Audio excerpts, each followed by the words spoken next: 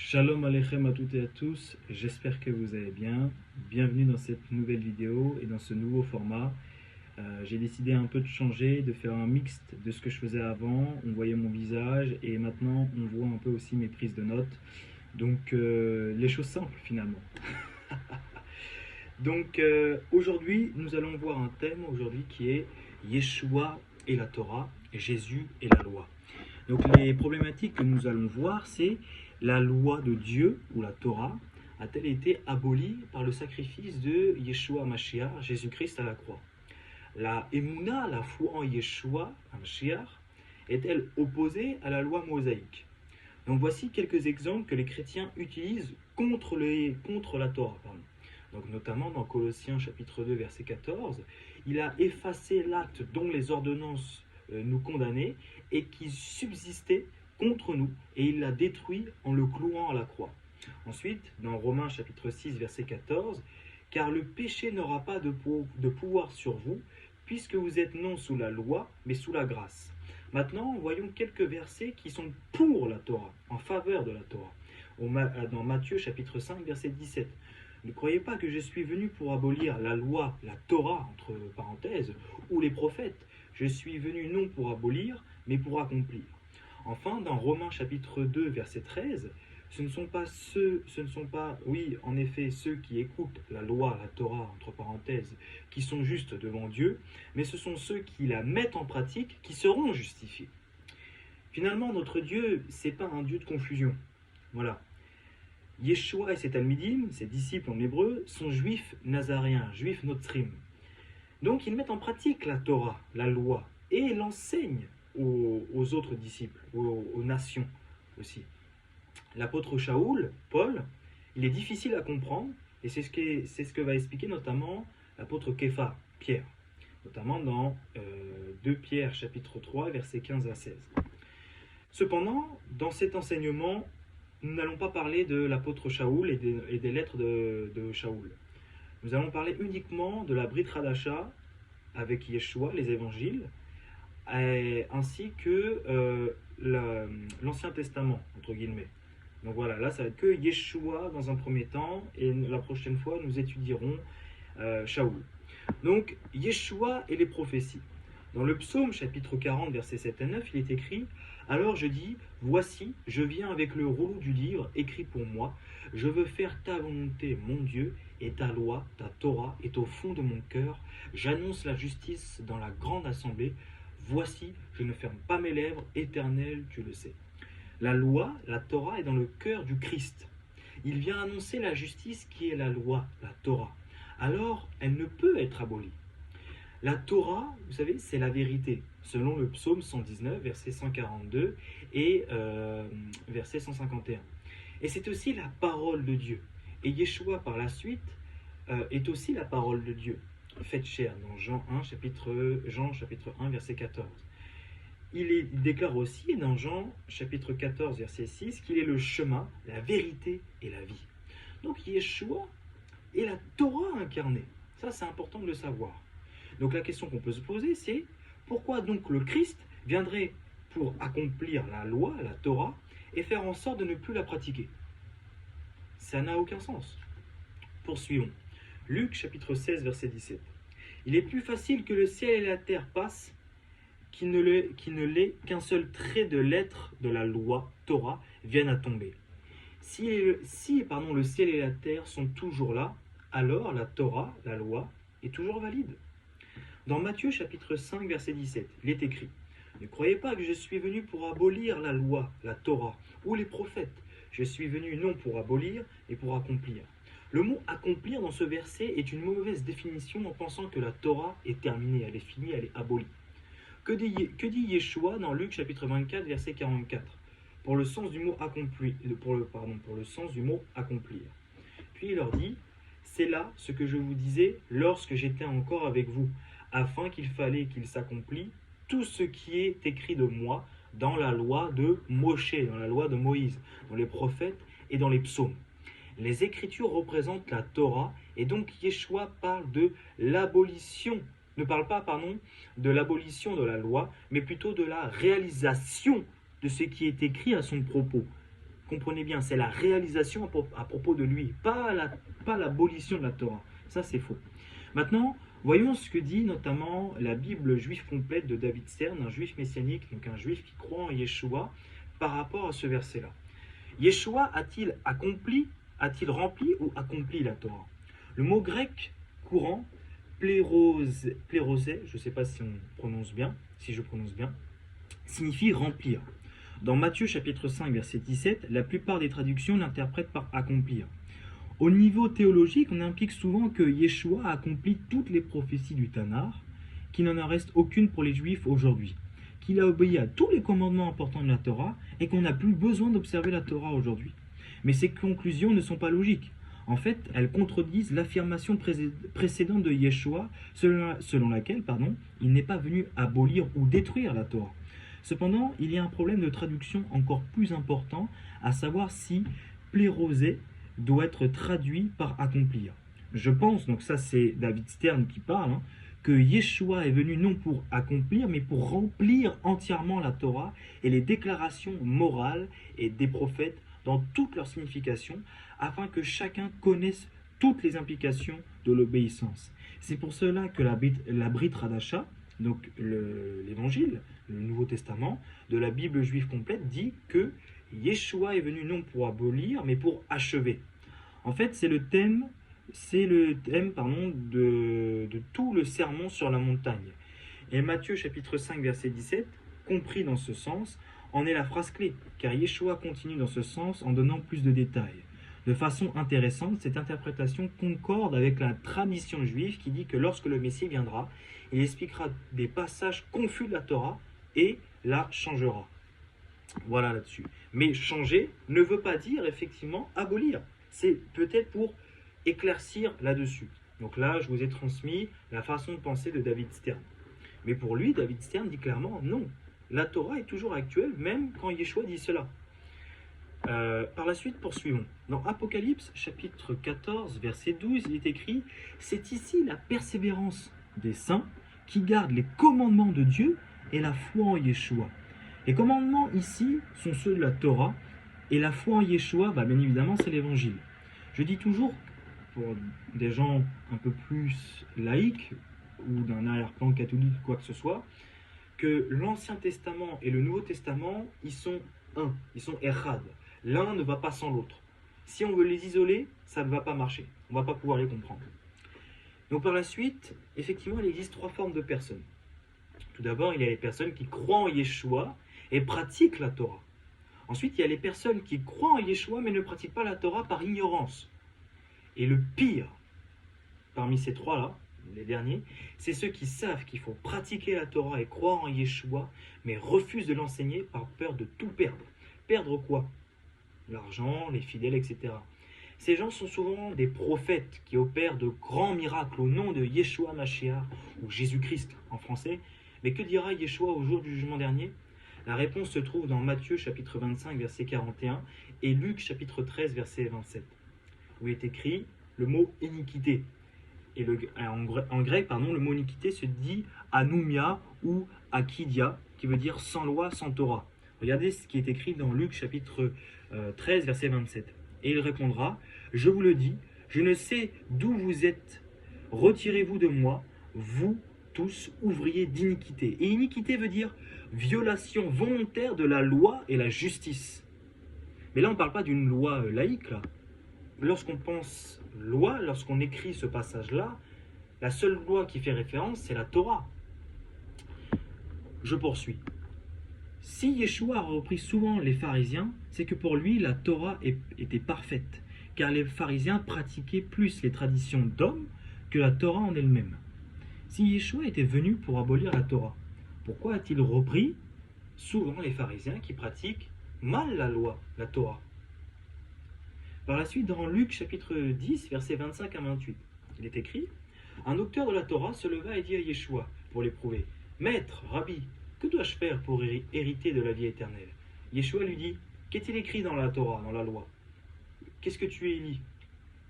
Il répondit « Tu aimeras le Seigneur, ton Dieu, de tout ton cœur, de toute ton âme, de toute ta force et de toute ta pensée, et ton prochain comme toi-même. Tu as bien répondu, lui dit Yeshua, fais cela et tu vivras.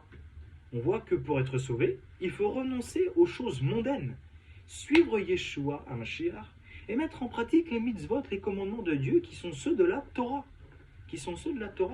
Parce que comme on l'a vu dans Matthieu 25, verset 41, ou Luc chapitre 13, verset 27, quand Yeshua dit « Retirez-vous de moi, vous tous, ouvriers d'iniquité », c'est en gros « Retirez-vous de moi, vous tous, transgresseurs de la loi ». Et le péché, c'est la transgression de la loi, 1 Jean 3, 4. Et Yeshua, dans ce contexte-là, va dire, il y aura beaucoup de gens qui auront dit, mais Seigneur, on a fait beaucoup de miracles en ton nom, on a guéri les malades, on a chassé les démons en ton nom. Mais Yeshua va dire, je ne vous ai jamais connus, vous tous qui transgressez la Torah, vous tous qui êtes sans loi. Je poursuis. Matthieu chapitre 23, versets 1 à 3. Alors Yeshua, parlant à la foule et à ses talmidim, ses disciples, dit, les scribes et les pharisiens sont assis dans la chair de Moïse. Faites donc et observez tout ce qu'ils vous disent, mais n'agissez pas selon leurs œuvres, car ils disent et ne font pas.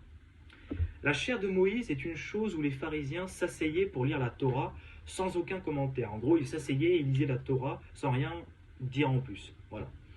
Et donc Yeshua a même recommandé ou encouragé à ses talmidim, ses disciples, d'aller à la synagogue pour écouter les pharisiens, puisqu'ils ne lisaient que la Torah sans rien y ajouter, sans même interprétation. Voilà, ils lisaient et les gens écoutaient. Voilà, ils s'asseyaient, ils lisaient, les gens écoutaient, il n'y avait pas de commentaires en plus. Voilà, c'est ça que Yeshua veut encourager à ses disciples. Par la suite, dans la parabole de Lazare et du riche, Yeshua enseigne que le riche est dans le tournant, donc dans le feu, et cela montre une désobéissance de la Torah, car il a refusé à obéir à Lévitique chapitre 19, verset 18, Deutéronome chapitre 15, versets 7 à 8, par exemple. Le riche va dire à Abraham d'envoyer Lazare auprès de ses frères pour le sauver. Mais que va dire Abraham? Ils ont Moïse, Moshe et les prophètes. S'ils n'écoutent pas, qui vont-ils écouter? Et ceci est une référence à Luc chapitre 16, verset 29. Si nous considérons toutes les paraboles de Yeshua, alors il enseigne constamment sur la Torah et les prophètes. Alors Yeshua, lorsqu'il est ressuscité, il va ordonner à ses talmidim de faire des goïms, donc des nations, des disciples, en leur enseignant tout ce qu'il a prescrit, tout ce que Yeshua avait prescrit. Beaucoup croient que la loi était l'ancienne alliance, sauf que Yeshua est venu donner une alliance avec l'homme, comme on peut le voir dans Jérémie, chapitre 31, verset 33, où justement, il va écrire la loi du Père dans notre cœur, donc la Torah de Dieu dans notre cœur. Yeshua, c'est ce qu'il fait.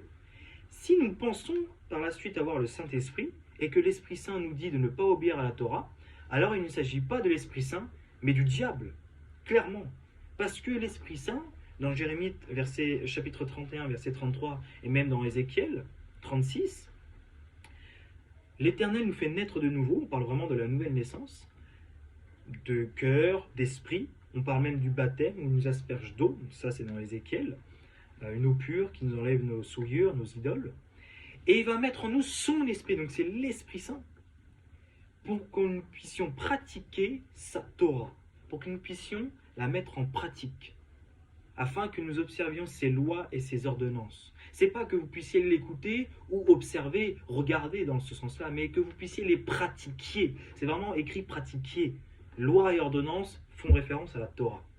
Et si l'Esprit Saint te dit non, non, non, ça c'est pour les Juifs, toi tu es sous la grâce, etc., soit tu as mal été enseigné, soit ce n'est pas l'Esprit Saint, mais le diable. Il faut dire les termes. Par la suite, dans 1 Jean chapitre 2, verset 6, celui qui dit qu'il demeure en lui doit marcher aussi comme il a marché lui-même. La question c'est, comment Jésus, Yeshua, a vécu? Comment il a marché? Alors les gens diront dans l'amour, la miséricorde, la justice, la sanctification, la fidélité. Je suis d'accord. Mais ces 5 choses-là, ce sont que des valeurs de la Torah, de la loi. Donc il a marché en obéissance à la Torah, dans la mise en pratique de la Torah. Vous voyez ce que je veux dire? Dans Jean chapitre 14, verset 15, Yeshua va dire, si vous m'aimez, gardez mes commandements. Nous savons très bien que ces commandements sont les mêmes que ceux du Père.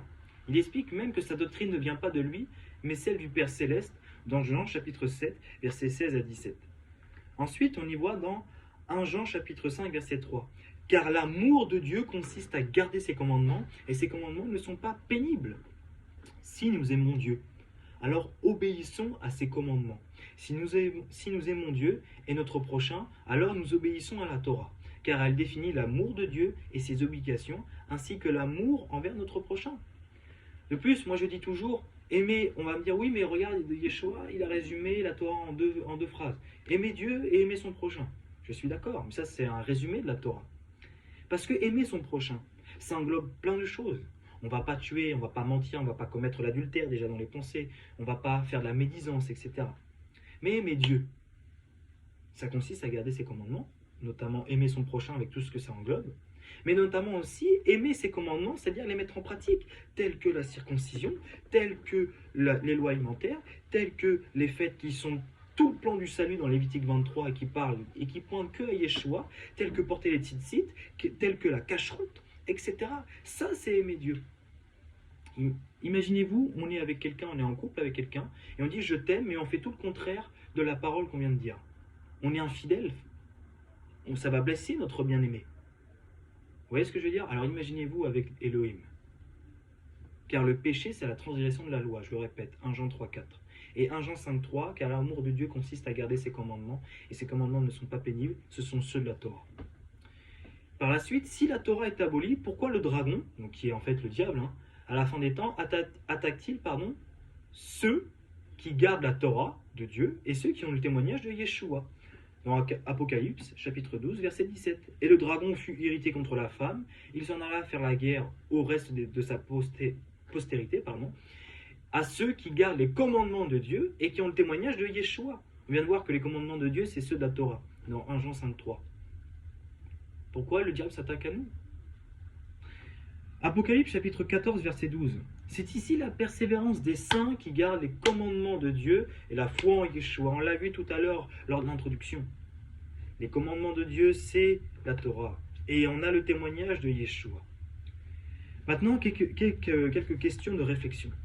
Si on dit non, mais Julien, là, tu te trompes, moi je suis pas d'accord, on est sous la loi et sous la grâce. Mais il faut se repentir. Ok. De quoi se repentir si on ne sait même pas de quoi la Torah nous accuse? Pourquoi se repentir s'il n'y a plus de loi, s'il n'y a plus de Torah? Ah bah oui, on dit que la loi est abolie. Mais dans ce cas-là, on peut être homosexuel, on peut tuer, on peut voler, on peut commettre l'adultère. Vous allez dire, mais non, c'est des valeurs de la loi. Mais dans ce cas-là, vous respectez la loi. C'est pas logique. Ce n'est pas logique. Comment peut-on parler de péché s'il n'y a plus de loi à transgresser? Et après, ça va à l'encontre de ce que dit Jean, 1 Jean 3, 4. Oui, c'est ça. Car le péché, c'est la transgression de la loi. Par la suite, comment définir le péché si la loi ou la Torah est abolie? Encore une fois, qu'est-ce que le péché? 1 Jean 3, 4.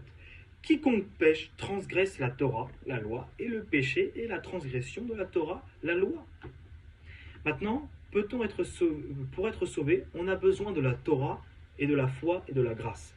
La Torah définit le péché. Lorsqu'on pêche, la Torah ordonne la justice par la mort. Mais impuissant et incapable de payer le prix de la mort, on se tourne vers Dieu par la foi en Yeshua Mashiach par sa croix, et nous espérons que Dieu va nous pardonner à ce moment. Dieu nous fait grâce en se rappelant que son Fils a payé à la croix notre condamnation. Il ne le condamne pas, et Yeshua nous dit « Va et ne pêche plus ». De plus, on voit que le Messie, lorsqu'il viendra, respectera toute la loi et l'enseignera aux gens. Dans Romains chapitre 37, verset 31, Psaume chapitre 40, verset 8, Michée chapitre 4, verset 2, Ésaïe chapitre 2, verset 3. Il va publier la Torah grande et magnifique. Ésaïe chapitre 42, verset 21. La loi de Dieu est dans les cœurs. Voilà, elle est dans les cœurs, ça c'est la nouvelle naissance. Jérémie chapitre 31, verset 33. Et Ézéchiel chapitre 36, verset 27. L'Esprit Saint nous aidera à observer la Torah. Ézéchiel chapitre 36, versets 25 à 27. Enfin, si la Torah était abolie, Dieu aurait prévenu par ses prophètes. Référence à Amos chapitre 3, verset 7. Pour conclure, Yeshua a observé et enseigné la Torah, la loi de son Père céleste. Il a critiqué les pharisiens, donc les rabbins de l'époque, qui mettaient au-dessus de la loi de la Torah les traditions d'hommes, les traditions rabbiniques. Et comme je le disais, Yeshua va reprendre beaucoup les rabbins de l'époque parce qu'ils mettent au-dessus de la Torah, donc de la loi, les traditions rabbiniques qui n'ont rien à voir avec ceux de la Torah. Mieux encore, après sa résurrection, Yeshua demande de faire des nations des disciples selon la doctrine de son Père. Et la doctrine de son Père, c'est celle de la Torah.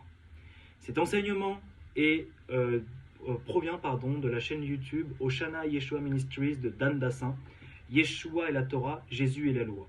Voilà. Shalom à tous, c'était Gigi le disciple.